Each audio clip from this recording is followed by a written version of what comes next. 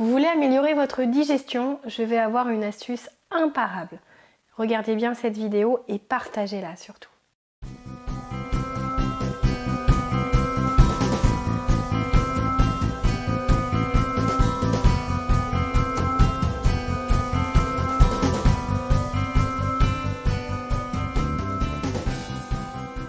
Bonjour à tous, c'est Valérie Sauvage du site challengeyourself.fr.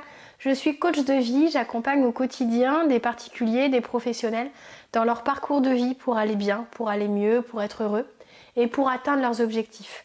Pour ceux qui n'en ont pas, sachez que je vous aide à les définir parce que finalement, la vie a énormément de belles surprises à offrir. C'est dommage de rester prisonnier de sa vie derrière des peurs et des craintes. Eh bien, on laisse passer beaucoup d'opportunités. Et je serais ravie avec enthousiasme et optimisme de vous aider à franchir le pas et à devenir celui que vous êtes au fond de vous déjà et qui attend juste que vous le réveilliez. Alors aujourd'hui une vidéo sur la digestion. Ça peut vous sembler très bizarre, je ne suis pas nutritionniste ou médecin. Pour autant, j'ai des gens qui sont dans mon cabinet où j'accompagne en entreprise qui me demandent comment avoir plus d'énergie, comment avoir plus de courage, plus de niaque, comment avancer alors qu'on est crevé, surbooké, qu'on a de temps pour rien. Eh bien, en augmentant son énergie, c'est-à-dire on a une journée qui n'est pas extensible. Pour autant, si vous êtes plus efficace à longueur de journée, eh bien vous gagnez du temps. Comment on peut agir? Il y a plein de choses qui vont vous permettre de booster votre énergie, dont une, l'alimentation, qui est un point vraiment imparable puisque c'est le carburant que vous amenez à votre fonctionnement aussi bien physique, moteur que cérébral. C'est-à-dire que vos cellules, votre cerveau, a besoin pour avancer d'un carburant puissant. Quand vous digérez, on va revenir donc au sujet là, quand vous digérez, ça demande une énergie qui dépend de la manière dont vous avez mangé. Tous les aliments ne se combinent pas bien. Tous les aliments n'ont pas besoin du même pH dans l'estomac, n'ont pas le même fonctionnement et la même manière d'être digérés. Donc ce qui se passe, c'est que quand vous mettez des aliments dans votre ventre, dans votre bouche puis votre ventre, et qu'ils sont digérés ensemble alors qu'ils ne sont pas digérés de la même manière, eh bien le risque c'est qu'au niveau de la digestion, il y ait des freins, des blocages, que ça arrête tout, que ça freine, que ça complique. Ce qui fait que des fois, après un repas de famille où là vous avez eu tout de mélangé, l'alcool, des entrées qui peuvent être grasses, du sucre, du sel, du pain, des protéines, des féculents. On parlait du pain, mais il peut y avoir du riz, des pâtes, etc. Des pâtisseries en dessert. Et bien, au bout d'un moment, votre organisme, ça lui demande une telle énergie pour digérer que vous n'êtes plus disponible pour rien d'autre. C'est pas à ce moment-là qu'on va vous demander d'aller faire un 100 mètres. Est-ce que vous avez déjà vu un marathonien se faire un plat faramineux ou une pizza et aller courir derrière? Non. Beaucoup d'ailleurs vont courir à jeun. Ça convient à certains, beaucoup moins à d'autres. Mais c'est parce que la digestion prend une telle énergie que c'est l'énergie qui n'est plus disponible pour autre chose. Et en plus, en termes de confort, le fait de mieux digérer, c'est quelque chose qui peut être appréciable pour beaucoup. Ça évite les ballonnements, les gaz, tous ces désagréments, le fait d'ouvrir le bouton en fin de repas, enfin, toutes ces petites choses qui font que finalement le repas c'est très agréable sur le moment, mais on le paye pendant des heures. Voire, il est possible de se réveiller le matin encore crevé parce qu'on a fait un repas très lourd et très gras ou très sucré la veille. Donc, la combinaison d'aliments, je ne sais pas si vous en avez déjà entendu parler, part du principe vraiment que, par exemple, les protéines ont besoin d'un milieu acide pour être digérées, quand les amidons, alors tout ce qui va être pain, féculents, riz, pommes de terre, ont besoin d'un terrain basique.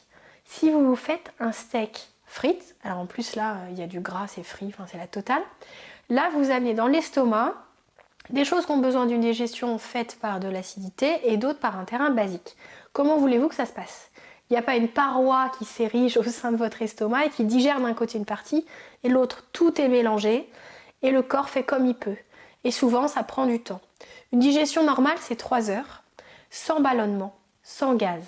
Alors, il y a un minimum, enfin on ne va pas rentrer dans les détails du truc très sexy des ballonnements et des gaz, mais il faut savoir que c'est souvent parce que vous avez mal mangé, que vous avez combiné des aliments qui ne s'associent pas entre eux, que vous avez ces résultats désagréables. Donc, comment faire pour dissocier une partie des aliments des autres? Il faut savoir que ce qui ne fonctionne pas ensemble, ce sont les protéines et les amidons. Donc on ne mange pas en même temps du poisson, un œuf, vous avez vu sur la présentation, on a pris un œuf en exemple, poisson, viande, œuf, en même temps qu'on mange des féculents ou du pain, ou enfin c'est la même chose, mais souvent on pense féculents, riz, pâtes, pommes de terre, et on oublie que l'accompagnement du pain entre en compte. Si vous avez déjà fait un régime, ça vous le savez, puisque dans la balance c'était dedans. Ça ne fonctionne pas. Alors comment est-ce qu'on rééquilibre son alimentation pour mieux digérer, pour avoir un confort digestif régulier? Eh bien il suffit de dissocier, alors je ne vous dis pas de rentrer dans des carences, de supprimer totalement l'un en faveur de l'autre, mais plutôt d'équilibrer. Si le midi vous aimez bien manger une bonne viande, un bon poisson, même avec un peu de sauce, etc., privilégiez les légumes avec. Alors si ce sont des crudités ou si ce sont des légumes vapeur, c'est encore mieux. Si vous ne pouvez pas, par exemple parce que vous êtes invité, que le plat est déjà fait, essayez d'associer avec de la salade. La salade, avec un petit peu d'huile, a tendance à neutraliser l'effet de la combinaison qui ne fonctionne pas.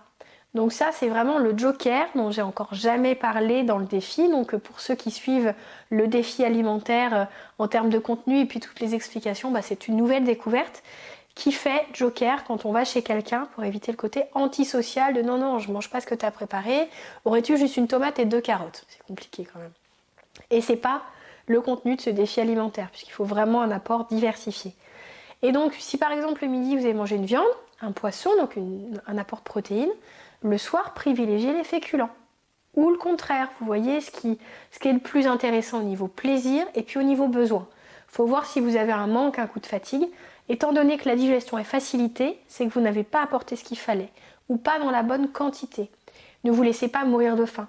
Il n'est pas question de ça dans le défi alimentaire, le but est d'avoir plus d'énergie. Donc d'avoir tout ce qu'il faut, des fruits, des légumes, une hydratation vraiment optimum, c'est capital de s'hydrater tout au long de la journée. D'enrichir même d'oléagineux comme les amandes, les noisettes qui vont vraiment apporter des oméga 6 qui sont très intéressants pour votre santé. C'est un pari, votre santé. Vous pouvez décider de ne pas vous y intéresser maintenant, mais vous allez le payer d'ici peu de temps. Alors j'allais vous dire dans 20 ans, mais il y a des gens qui développent des diabètes très très tôt parce qu'ils ont vraiment très mal mangé. Je ne dis pas qu'il y a un lien de cause à effet qui est systématique, mais il y a des gens qui développent des diabètes parce qu'ils mangent très mal. Il faut aussi en prendre conscience. Et donc, la dissociation d'aliments, c'est une solution pour tous ceux qui ont des problèmes digestifs. C'est au moins quelque chose à essayer. Pas quelque chose d'obligatoire, de contraignant, c'est un essai. Si vous voyez que c'est intéressant et que vous arrivez à trouver des recettes qui collent, vous n'allez pas me dire que c'est compliqué de trouver des légumes à marier avec des protéines. Ou que c'est compliqué de vous faire un plat de riz avec des petits morceaux de courgettes, d'oignons, etc. Vous pouvez très bien faire des choses très sympas sans qu'il y ait de tout dedans. Voilà. Donc j'espère que vous aurez compris que l'intérêt c'est vraiment de viser plus d'énergie, un confort, que finalement c'est des fois par manque de connaissances qu'on fait certaines erreurs et qu'on est ballonné, qu'on est inconfortable, que le pantalon a besoin d'être ouvert en fin de repas. Donc tout ça, vous pouvez y apporter une solution, ça mérite au moins d'être essayé. Je vous invite, si vous le souhaitez, à vous rapprocher d'un professionnel de santé. Je ne suis pas médecin, je ne suis pas diététicienne. Je vous invite juste à vous renseigner sur la chose, à demander les conseils d'un particulier, enfin d'un professionnel qui est vraiment spécialisé sur le sujet et qui va vous dire ce qu'il en pense. Alors certains ont peur des carences, j'ai fait une vidéo sur ce sujet. La carence, on tombe en carence souvent quand on est dans l'excès. Au sens où si on se dit non, c'est pas pratique de manger des féculents, donc je les supprime totalement, là il y a un risque. Parce que les féculents ont quand même un intérêt. C'est une vraie source d'énergie. La première, c'est vraiment l'apport de sucre qu'il y a dans les fruits notamment. Mais on a besoin et des protéines et des féculents. Donc sans passer, c'est faire le choix d'aller vers un risque de carence. Peut-être que votre corps va gérer un certain temps, mais il va quand même manquer de certaines choses. Donc équilibrez les choses, entourez-vous de professionnels. Et si vous avez envie d'essayer le défi, suivez bien toutes les vidéos qui s'y rapportent, qui vont vous décrire le contenu du matin jusqu'au soir de ce à quoi on a droit, ce qui est recommandé, ce qui est à éviter, la manière dont on mange les fruits, les légumes, et oui, parce que les fruits se mangent avant le repas, c'est la grande surprise, mais il y a plein d'autres choses à découvrir, donc c'est vraiment intéressant de se pencher en détail sur la chose. Ça ne va pas vous prendre trop de temps et ça peut vraiment changer votre vie. Vous pouvez être confortable, énergique, plein de vitalité en changeant juste certaines choses et en investissant pour une santé vraiment au top, pour même renforcer vos défenses immunitaires, rien qu'en modifiant quelques petites choses. Donc abonnez-vous à la chaîne pour ne rien manquer du défi alimentaire, partagez-le. Il y a peut-être même des gens qui veulent perdre du poids, qui ne savent pas comment s'y prendre, ça va leur donner une piste parce que ça joue là-dessus aussi. Donc même si ce n'était pas le but premier, allez regarder les vidéos, vous verrez, j'en parle.